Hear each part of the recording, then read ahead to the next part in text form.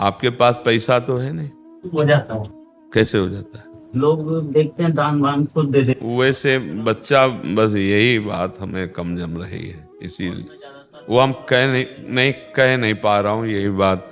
अगर तुम बच्चा लेबरी करके पैसा कमा के और फिर अपना खाते हुए साइकिल से जाते, बहुत तुम गृहस्थ होकर बच्चा, फिर वो अंधा बटे पड़ा चबाए वाली बात सुनाओ। एक अंधा एक दुकान में गया, वहां मूंज की रस्सी बटी जाती थी, तो उससे और कुछ देखने वाली काम तो हो नहीं सकती, बटना आता था। तो कहा कि 1 रुपया 1 हाथ रस्सी। सुबह से शुरू किया, उधर भैंस का पड़ा लगा था और वो मूंज की थी, वो जितना सखिलाता वो चबाता जाता। जब शाम हुई, वो जितना हाथ में था उतना ही था, पूरी रस्सी चबा गया, पड़ा, कुछ नहीं मिला। कुछ ऐसा ही होता है बच्चा, अंधा बटे और पड़ा चबाए, एक कहावत है।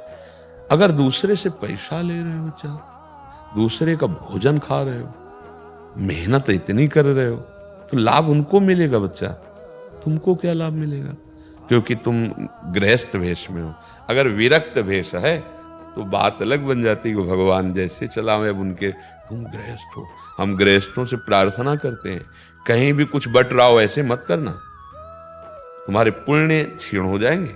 जैसे परिक्रमा हो रही, हलवा बट रहा है, यार भूखे मर रहे हो, घर में जाकर नमक रोटी खा लेना, उपवास करके परिक्रमा कर। कोई दूध बांट रहा है, कोई चाय बांट रहा है, आप बाबा जी हो, आप विरक्त हो? नहीं, यही तो सब कहेंगे, प्रसाद ले लीजिए।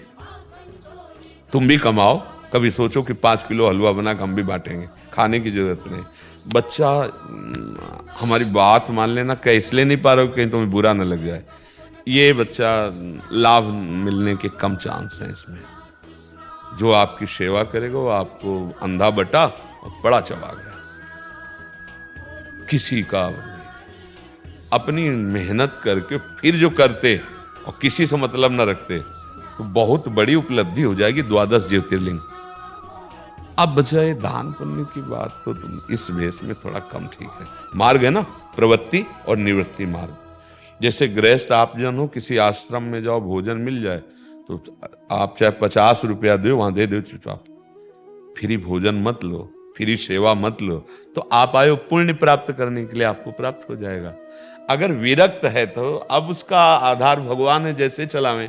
आप लोग गृहस्थ हैं, तो गृहस्थ वेश में बच्चा हो, तो मुझे लगता है इसका सुधार कर लो। तो बड़ी मेहनत बड़ी कर रहे हो, अब बताना पड़ेगा ना आपको, हम 12 ज्योतिर्लिंग साइकिल से चल रहे हैं, अब हमारे पास व्यवस्था है नहीं, कहीं रहेंगे कहीं भोजन करेंगे, तो कोई दयालु ऐसा करेगा कि आपको पैसा दे देगा, भोजन दे देगा, पर वो फ्री नहीं। यहाँ प्रकृति में कुछ भी फ्री नहीं, वो आपकी मेहनत ले लेगा, जो आप मेहनत कर रहे हैं ना। इसीलिए संत जन विरक्त भेष के तो अब भगवद आश्रित है।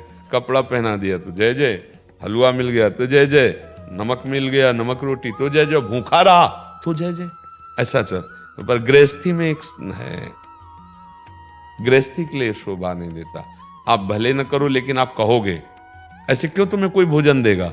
आप पहले कहोगे, मैं 12 ज्योतिर्लिंग साइकिल से यात्रा कर रहा हूं, मेरी कोई व्यवस्था नहीं है, जो भगवान करते हैं वही कर देते हैं। अब ये बात सुनकर सबको लगेगा कि थोड़ा अर्थव्यवस्था, थोड़ा भोजन व्यवस्था, वो आपको सब जो वो सब जा रहा है, आपके जेब का धन, जो ये मेहनत है ना, ये जा रही है। समस्त गृहस्थों से प्रार्थना है, कहीं भी आप तीर्थयाटन में जाएं, किसी का खाए नहीं।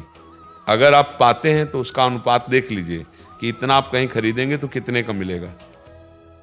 तो अगर आपकी नहीं सामर्थ्य है तो 100 की वस्तु है 10 दे करके, वो थोड़ा कम ले करके काम चला लो। अगर आप भरपूर वहां सेवा लेते हैं, मुझे आए थे सुकृत करने, वो आपके सुकृत और जो पुराने भी थे वो वहां, यही बहुत होश की बातें होती है, सत्संग से यही पता चलता है। जैसे आप परिक्रमा कर रहे हैं, आप वृंदावन आए हैं, तो आप कहीं देख रहे हैं कि ऐसा चलो खा लेते हैं, नहीं नहीं नहीं, उपवास करो, भूखे रहना, कष्ट सह जाना, और अपने से 2 रुपया 4 रुपया अगर भी है, कुछ ले लिया, पानी पी लिया, पेट भर लिया, काम चल जाएगा। हमें दूसरे का नहीं, मेहनत करके पाना है गृहस्थ धर्म में।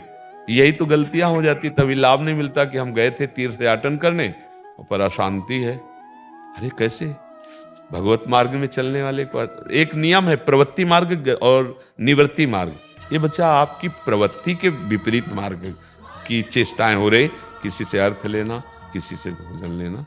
अब आप देख लीजिए और आप सुधार कीजिए। तो मेहनत बहुत कर रहे हो यार, साइकिल से 12 ज्योतिर्लिंग बहुत मेहनत की बात है। सब कुछ मिल जाएगा, लेकिन जो इसका फल मिलना चाहिए उसमें घाटा पड़ जाएगा, क्योंकि आप प्रवृत्ति मार्ग से चल रहे। अगर आप बाबा जी होते तो फिर ये बात नहीं कहते हम, पर आप गृहस्थ मार्ग से चल रहे हैं, इसलिए सावधान।